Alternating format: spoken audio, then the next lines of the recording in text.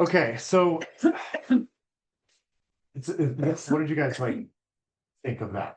Mold's a pretty overwhelming. It's invisible a lot of times. It does a lot of things in our body that can be confusing and stressful. And I myself, that's what I was going to start with, is microflinic acid. My personal experience is my immune system was shot growing up for no good reason, and I would get every virus that would pop up for parents didn't know. It wasn't until last year that my own parents were like, "Oh yeah, we had a leak like by your room, like right behind your headboard." I was like, "Oh, I didn't know that." I would get those herpes simplex virus flares like all the time as a kid. So it was like so much. It was just really, really hard. It would knock me out 16 hours a day for a week, and I would just have no ability to like, yeah, do normal life. It wasn't until I had my mycolab test for the IgE antibodies that showed that mycloflinic acid was the one that was like way off charts. That one was so immune suppressant that they've actually used that to administer to kidney patients when they get a new kidney, that the body would not attack the new kidney. That's how suppressive the immune system was. Like, oh, that's why mine was like so sensitive that it would just flare all the time, and I would get any viral overload at any point because of that specific one. So why I do what I do as an inspector is much more of a health procedure and a getting the home in order.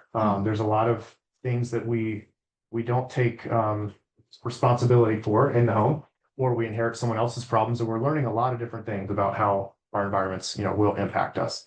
And so I see what I do as a much deeper thing than just walk in, take a couple tests of someone's home, and walk away. And by the way, if your mold inspector or any inspector takes an hour at your house, takes a random air sample in the center of your room and walks away and says, "Give me $500-600, your house is going to probably be clear. I can't see anything right now." Wrong guy. Yeah. And so the other extreme that I've seen is testing almost too much and getting kind of really, really expensive with no answers.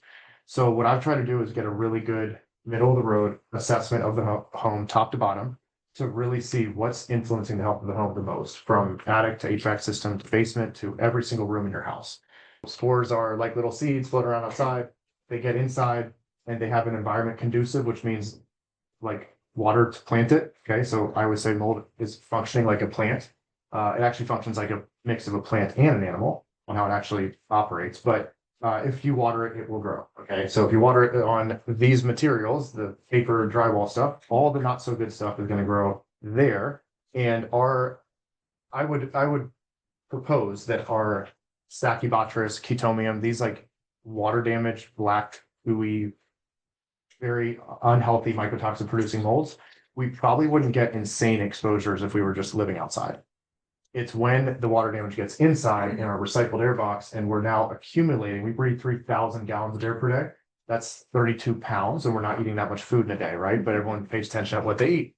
But if you breathe 32 gallons of air a day, you want a good portion of those to be as healthy and clean as possible. And if most of our time has been in these recycled air boxes, that accumulative effect is where some of this stuff comes in.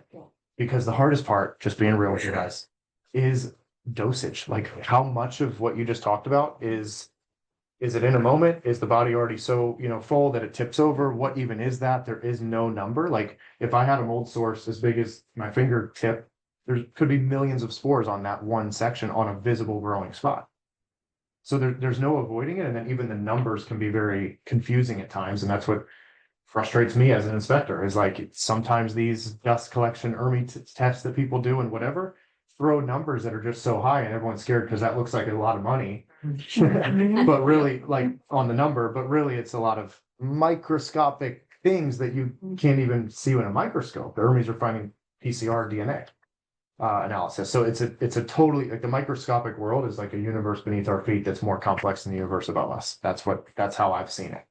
So what we can do within our control, because we have a lot of limitations with what the eye can see, is simply stop any growth that can happen in the home. And that is by controlling moisture. First, it's liquid water. Okay, so picture with me how a house would receive rain. Okay, where's it going to go? That roof is going to shed it down here. Is it going to seep towards the house and pool there and move in? So everyone can become a decent enough mold inspector from the outside just to focus on, well, where's the water going to go? I have no gutters. It's here. It's slanted towards the house. Just follow the path of the water and imagine where water would go. There's like right now something free that every homeowner can do to inspect the house. Then if you have a leak in the home, of course, liquid water event.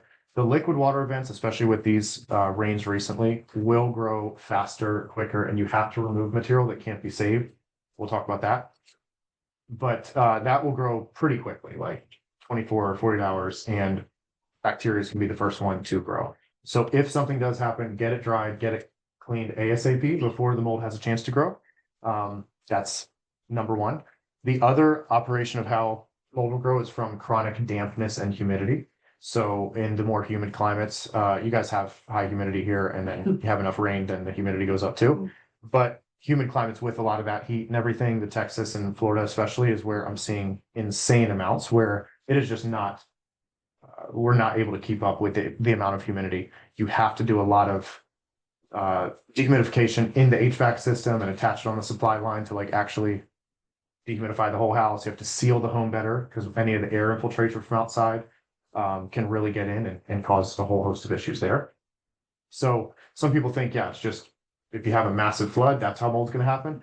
But it can happen from chronic dampness. It can happen from temperature differentials. I was just at a house yesterday where there was a huge gap, and I saw it with my infrared camera first. There's like a yellow hot spot on a wall. Okay, so yellow with my thermal cameras means a really, really hot spot. Everything else was like normal temperature. This is really hot. I'm like, that's interesting. Center of your beautiful home. Like, why is that so hot? I followed upstairs, and then sure enough, I get into the attic, and I can see all the way down from the attic. There's just this huge hole that went all the way downstairs. And I was like, okay, that really hot attic air, right? This is now I'm moving from water into air. Okay, so this all works together. The hot attic air, hot seeks cold, wet seeks dry, and high pressure seeks low pressure. So the hot air was just getting funneled down that wall, and I could see it with my heat gun to, wow, that's really, really warm. Sure enough, on the back of her picture frame, there was mold on the back of that. And that's a cold surface, cold drink, hot day, condensation, right?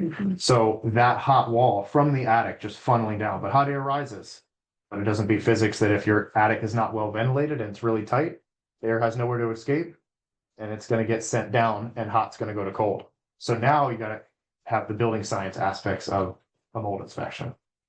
I got to give you a little insight on the industry. The mold industry really blew up in 2000 because of a big lawsuit case, Miss Ballard case. You got like millions of dollars from the whole situation there. Everyone got in the mold industry in remediation. They didn't really understand the health impacts. They just knew money, and then insurance came in. You can look into it more. Mold inspectors then kind of became an industry that they had no real definition. Like they're just inspecting the house for mold, but mold's a result of something. And that something could be 10 different failures in a home. So the mold inspector could be the dumbest guy. They walk in, no mold that I can find, or, oh yeah, there is some, and that's as smart as you are, and maybe you take a test and you leave. And unfortunately, I hate to say it, that's what the mold inspector kind of like industry was just, did mold happen? You got to just prove it or not, and then take the very limited test that we have. We can talk about tests if you guys care to know. And I have YouTube videos on all this stuff in front of a whiteboard that talks about the different upsides and downsides of each test, because they're all very limited. No test would have shown that whole hot air thing I just told you about. Okay, no test on the market tells a lot of this stuff. She was talking about chetomium. There was 0 chetomium on an ERMI test last week, and I go in Oklahoma and I'm checking the whole house. Sure enough, I pull the carpets back and everything's looking fine. I pull one carpet back in the closet, and there's like 10 feet worth of black tack strips underneath the carpet, and my ears were ringing for like 3 days after, just by pulling that out, because the whole house was like fairly clean. And then I was like, oh, interesting. Tested it with my tape lift, full on chetomium, but your ERMI didn't tell you that. Okay, so this is where the bridge is very important that we have, because it's so easy for doctors to say, go do this test and figure out if you got mold in your house. It's not that easy, unfortunately.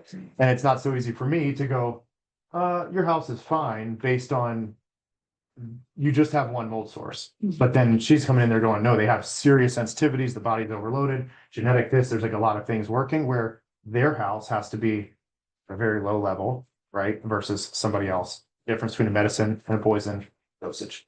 So we're all going to get exposure to this stuff, but types, amounts, severity, and then how our body handles it, those are really the keys. Mold inspectors now are having to get smarter and smarter. I've stayed a student since day one. The last 7 years, I've had to just stay a student because I knew within 2 weeks of getting in this industry, if I gave people halfway info, took an air sample, walked out, didn't check the house, I'd be doing some just bad work. It would not be good on my conscience. Okay. So now inspections are 5-6+ hours because I gotta be very thorough to really give these people a good idea of where really is your house on this. As mold inspectors are learning, they're having to learn some aspects of what caused all of that and really be detailed. A lot of this stuff is just about taking your time to be thorough in checking the home. So thermal imaging camera is what I'll use for just temperature differentials. Sometimes we'll show moisture, sometimes not. If there's a big gooey or dark circle spot, that's probably water, but you confirm it with a moisture meter. That's the next tool. Moisture meter is going to show in the surface, at least the one I use, it has like a little sensor that goes like 1.25 inches into the material. So that'll show, is this material really retaining moisture? And to what degree, and doing different comparatives throughout the entire home and doing a moisture map. New homes, if they're not sealed well, if the HVAC system is not sized well and not balanced well, you can have huge pressure differentials and pulling that outside hot air to keep meeting on those cold surfaces. And this is like in walls and in attachment points where now mold's going to happen, and that's air infiltration. This is more building science stuff. So no mold inspector on an air test would ever find that because there's no obvious one there. But when that's happening in the interstitial wall cavities or things like that, it's a much deeper dive. And sometimes you just have to cut into some of the wall to really even find that stuff. Like our tools are limited and you have to kind of just get through the drywall to find some of that. So yeah, mold inspectors are having to learn a lot more about this. HVAC systems are a huge one on if they're oversized or undersized, they can cause big humidity problems in the home. If they're blocked off, that can backflow a lot of things and carbon monoxide and several other issues with the HVAC system if the vents are being blocked off. So the HVAC system is a huge contributor. I've had some homes that are close to perfect as far as water damage and mold, but the system itself was the main cause because it was sized wrong, not installed well, not sealed well, and causing a huge problem. And so what my philosophy is when I'm going into a home is to really say what is influencing the most amount of surface area or most amount of volume of air in the home and tackling those. So right off the top, basements and crawl spaces, because you're living right on top of them, and the stacking effect, air pressure will move whatever's down there up. Attics, many times are not well ventilated. Here we could have ice damming more so in the winter. Several things, if your attic is not healthy and you wouldn't want to sleep up there, there's a portion of that that's coming right through all the gaps in the ceiling, recessed lights and top plates being open. So from attics to basements, we live in between, and then HVAC systems, which now amplify and move that air and whatever's in it being distributed out. Those three are huge keys to amount of surface area and air that we're breathing that are very, very important.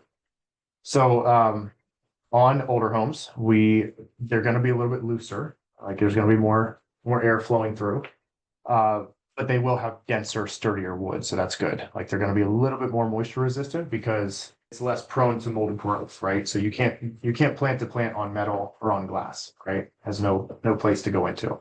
So if you see mold on metal or glass, you're really just seeing it on top of the debris, dust, skin cells, oils, or whatever that's on top of it, and that can be cleaned right off.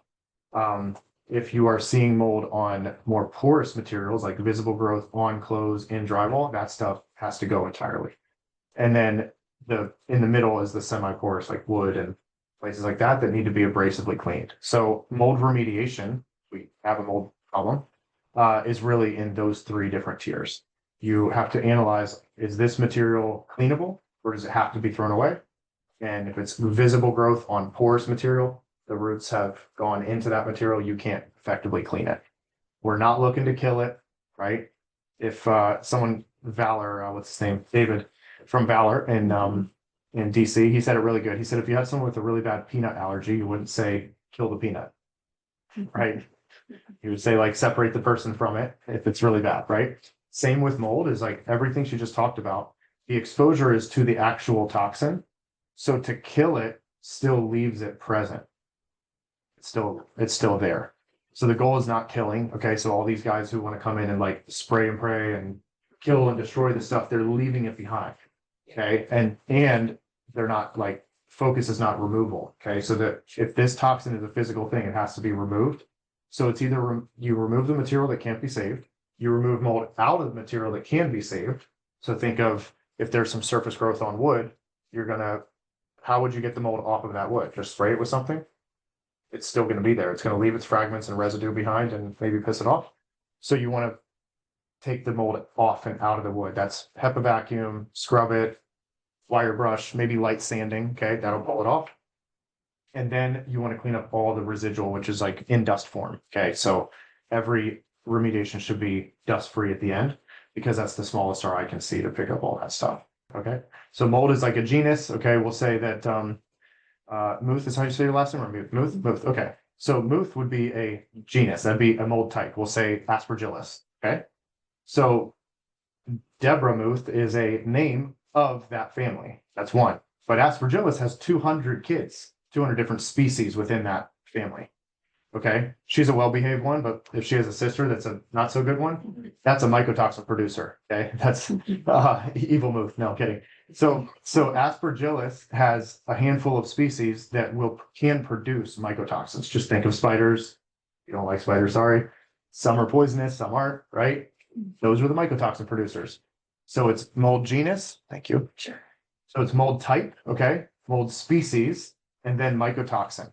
That's why when you see mycophyllinic acid, that was from some penicillium species. The penicillium is up here. And so some species produce that one. Does that make sense? Okay. So that's why they're all different names. And that's why when we're doing environmental tests on a home, I don't go looking for the mycotoxins. They're significantly smaller. And I just assume, you assume the biofilms. I assume the mycotoxins at times. I assume that if we find sources that are having a whole handful, because if you have a mold source this big, and they're different colors, different shapes, different sizes on one area, based on how much moisture was on it and everything, it could be 10 different types on one spot. So why test every type? How about just handle every type, right? And assume that there's some of that left behind. So these are some of the kind of nuances with testing that's very important, because getting down the rabbit hole of kind of searching for mycotoxins can be really, really stressful. We need to kind of zoom out and say, where could water infiltrate? Where has it infiltrated? Where has a leak happened? Where has condensation and chronic dampness and humidity happened? I mean, corners of certain closets, right? Where the dampness builds up, there's not good airflow back there. It's not well insulated back there. And there's just like dots on the back of the wall. These are places where not good airflow happens. So what I'll tell people is do the mold safe home habits, which is mimic nature a little bit better, which means get more light in the home. Mold does not thrive in the light as much as the dark.